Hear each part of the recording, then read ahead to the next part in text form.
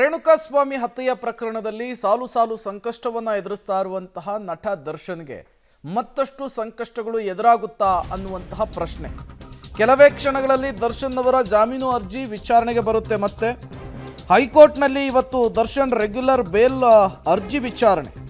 ನಿನ್ನೆ ಜಾಮೀನು ವಿಚಾರಣೆಯ ವೇಳೆ ಸರ್ಜರಿ ರಿಪೋರ್ಟನ್ನು ನ್ಯಾಯಾಧೀಶರು ಕೇಳಿದರು. ಶಸ್ತ್ರಚಿಕಿತ್ಸೆ ಅಗತ್ಯವಿದೆ ಅಂತ ಹೇಳಿಬಿಟ್ಟು ಮಧ್ಯಂತರ ಜಾಮೀನನ್ನು ಪಡೆದುಕೊಂಡಿದ್ರಿ, ಹೊರಗೆ ಬಂದ್ಬಿಟ್ಟು ಫಿಸಿಯೋಥೆರಪಿ ಟ್ರೀಟ್ಮೆಂಟನ್ನು ಪಡೆದುಕೊಳ್ತಾ ಇದ್ದೀರಲ್ಲ, ಏನು ಕಥೆ ಅಂತ ಕೇಳಿದರು. ಅದಕ್ಕೆ ಸಿ.ವಿ. ನಾಗೇಶ್ ಅವರು ದರ್ಶನ್ ಪರ ವಕಾಲತ್ತನ್ನು ವಹಿಸಿಕೊಂಡಿರುವಂತಹ ಲಾಯರು ಉತ್ತರಿಸುವಂತಹ ಕೆಲಸವನ್ನು ಮಾಡಿದರು. ಅವರ BP ವೇರಿಯೇಷನ್ ಆಗ್ತಾ ಇದೆ, ಹೆಚ್ಚು ಕಮ್ಮಿ ಆಗ್ತಾ ಇದೆ, ಹಾಗಾಗಿ ಆಪರೇಷನ್ ಸ್ವಲ್ಪ ಡಿಲೇ ಆಗ್ತಾ ಇದೆ ಅನ್ನುವಂತಹ ಮಾಹಿತಿಯನ್ನು ಕೊಟ್ಟಿದ್ದರು. ಇವತ್ತು ಪವಿತ್ರ ಗೌಡ ಪರವಾಗಿ ಟಾಮಿ ಸೆಬಾಸ್ಟಿಯನ್ ಅವರು ವಾದವನ್ನು ಮಂಡಿಸ್ತಾರೆ. ಅದಾದ ಮೇಲೆ ವಾದ ಪ್ರತಿವಾದ, ಅದಕ್ಕೆ ಆಕ್ಷೇಪಣೆಯನ್ನು ಸಲ್ಲಿಸಲಿಕ್ಕೆ special public prosecutor Prasanna Kumar ಅವರು ಸಿದ್ಧತೆಯನ್ನು ಮಾಡಿಕೊಂಡಿರುವಂಥದ್ದು.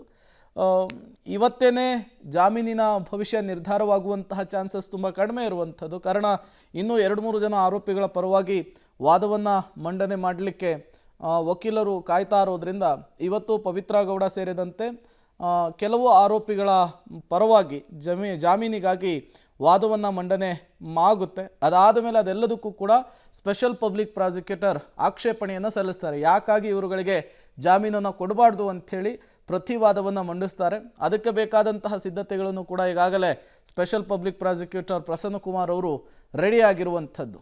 ಹಾಗಾದರೆ ನಿನ್ನೆ ದರ್ಶನ್ ಅವರ ಆರೋಗ್ಯದ ವಿಚಾರಕ್ಕೆ ಸಂಬಂಧಪಟ್ಟಂತೆ ಕೋರ್ಟ್ನ ಕಲಾಪದಲ್ಲಿ ಏನಾಯಿತು ಅಂಥೇಳಿ ನೋಡ್ತಾ ಹೋಗೋಣ.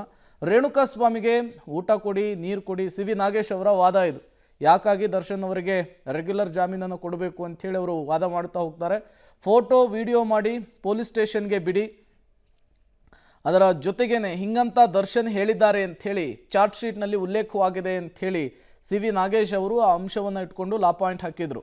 ಕೈಯಿಂದ ಹೊಡೆದ್ರು, ಮರ್ಮಾಂಗಕ್ಕೆ ಒದ್ರು ಅಂಥೇಳಿ ಸಾಕ್ಷಿಗಳು, ಪ್ರತ್ಯಕ್ಷ ಸಾಕ್ಷಿಗಳು ಹೇಳಿಕೆಗಳನ್ನು ಕೂಡ ಪೊಲೀಸರು ಉಲ್ಲೇಖಿಸಿದ್ದಾರೆ. ಮತ್ತೊಬ್ಬ ಸಾಕ್ಷಿ ದರ್ಶನ್ ಬಂದು ರೇಣುಕಾಸ್ವಾಮಿ ಕಪಾಳಕ್ಕೆ ಹೊಡೆದ್ರು ಅನ್ನುವಂತಹ ಹೇಳಿಕೆಯನ್ನು ಕೊಟ್ಟಿದ್ದಾರೆ. ಈ ಹೇಳಿಕೆಗಳಲ್ಲಿ ಸಾಮ್ಯತೆ ಇಲ್ಲ, ಡಿಫ್ರೆನ್ಸ್ ಇದೆ ಅನ್ನುವಂತಹ ರೀತಿಯಲ್ಲಿ ವಾದ ಮಂಡಿಸಿದರು. ಪವಿತ್ರ ಗೌಡ ಬಂದು ಚಪ್ಪಲಿಯಿಂದ ಹೊಡೆದ್ರು ಅಂತ ಕೂಡ ಪ್ರತ್ಯಕ್ಷದರ್ಶಿ ಹೇಳಿಕೆಯನ್ನು ಕೊಟ್ಟಿದ್ದಾರೆ. ಆಮೇಲೆ ನಾಗರಾಜು ಬಂದು 12 ಏಟ್ ಹಗ್ಗದಿಂದ ಹೊಡೆದ್ರು ಅನ್ನುವಂತಹ ಹೇಳಿಕೆಯನ್ನು ಪ್ರತ್ಯಕ್ಷದರ್ಶಿ ಕೊಟ್ಟಿರುವಂಥದ್ದು.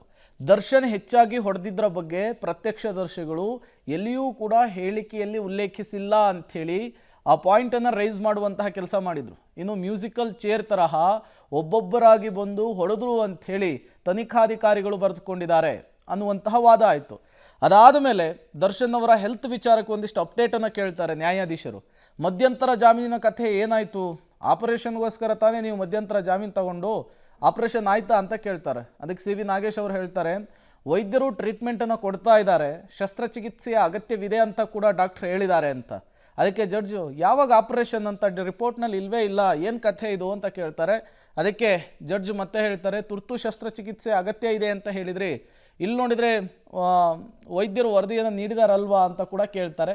ಅದಕ್ಕೆ ಸಿ.ವಿ. ನಾಗೇಶ್ ಅವರು ಉತ್ತರವನ್ನು ಕೊಟ್ಟಿರುವಂಥದ್ದು, BP ವೇರಿಯೇಷನ್ ಆಗ್ತಾ ಇದೆ, ಸರಿ ಆದಮೇಲೆ ನಾವು ಆಪರೇಷನ್ ಮಾಡಬೇಕು ಅಂಥೇಳಿ ವೈದ್ಯರು ಹೇಳಿದ್ದಾರೆ ಅನ್ನುವಂತಹ ವಿಚಾರವನ್ನು ನ್ಯಾಯಾಧೀಶರಿಗೆ ಮನವರಿಕೆ ಮಾಡುವಂತಹ ಕೆಲಸವನ್ನು ನಾಗೇಶ್ ಮಾಡಿರುವಂಥದ್ದು.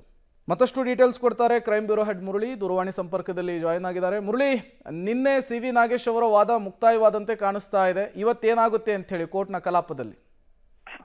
ಅಂದ್ರೆ ಪ್ರಮುಖವಾಗಿ ಇವತ್ತು ನಾಗರಾಜ್ ಪರ ವಕೀಲರು ನಿನ್ನೆ ಅಷ್ಟೇ ಆರ್ಗ್ಯುಮೆಂಟ್ ಅನ್ನ ಪ್ರಾರಂಭ ಮಾಡಿದ್ರು.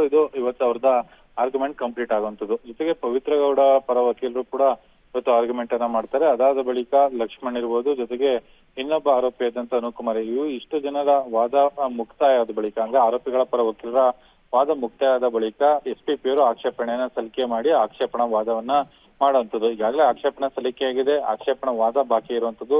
ಆ ಹಿನ್ನೆಲೆಯಲ್ಲಿ ಬಹುತೇಕ ಇವತ್ತು ಆಕ್ಷೇಪಣಾ ವಾದವನ್ನ ಮಾಡ್ಲಿಕ್ಕೆ ಸಾಧ್ಯತೆಗಳು ತೀರಾ ಕಡಿಮೆ ಇದೆ. ಯಾಕಂದ್ರೆ 2:30, 3 ಗಂಟೆ ಆಸುಪಾಸಿನಲ್ಲಿ ಅರ್ಜಿ ವಿಚಾರಣೆಗೆ ಕೈಗೆತ್ತಿಕೊಳ್ಳುವಂತ ಸಾಧ್ಯತೆಗಳಿರ್ತವೆ. ಕನಿಷ್ಠ ಒಬ್ಬೊಬ್ರು 40-45 ನಿಮಿಷಗಳ ಕಾಲ ತಮ್ಮ ವಾದವನ್ನ ಮಂಡನೆ ಮಾಡಿದ್ರೆ SP ಅವರು ಆಕ್ಷೇಪಣಾ ವಾದ ಮುಗಿಯಷ್ಟು ಪ್ರಾರಂಭ ಆಗೋದಕ್ಕೆ ಸಂಜೆ 5 ಕಾಲ ಆಗುವಂತ ಸಾಧ್ಯತೆಗಳಿರ್ತವೆ. ಆ ಹಿನ್ನೆಲೆಯಲ್ಲಿ ಅವ್ರು ಮತ್ತೊಂದು ಡೇಟ್ ಅನ್ನ ತೆಗೆದುಕೊಳ್ಳುವಂತ ಸಾಧ್ಯತೆಗಳಿದಾವೆ. ಬಹುತೇಕ ಮಂಗಳವಾರ ಅಥವಾ ಬುಧವಾರಕ್ಕೆ ಆಕ್ಷೇಪಣಾ ವಾದವನ್ನ ಮಾಡುವಂತ ಸಾಧ್ಯತೆಗಳಿರುವಂತದ್ದು. Prem. Okay, thank you Murali ತಮ್ಮೆಲ್ಲ ಮಾಹಿತಿಗಾಗಿ.